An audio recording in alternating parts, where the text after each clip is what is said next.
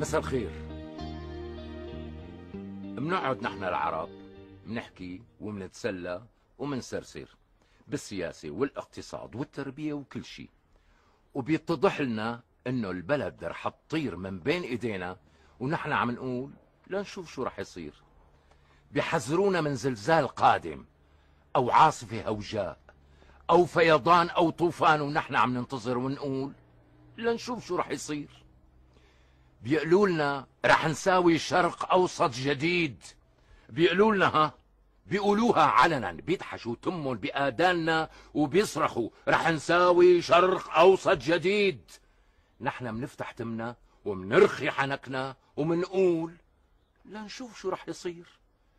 بيقولوا لنا رح نعمل صومال جديدة ببلادكم، رح نسعى لإيجاد فوضى خلاقة ونحن عم نقول ايه لنشوف شو رح يصير.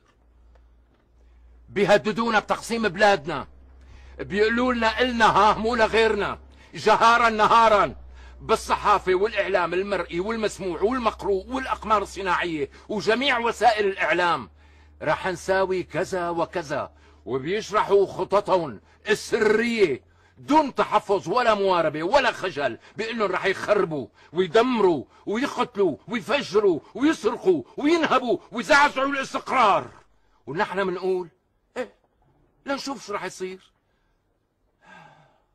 ما رح يصير اكتر مما صار.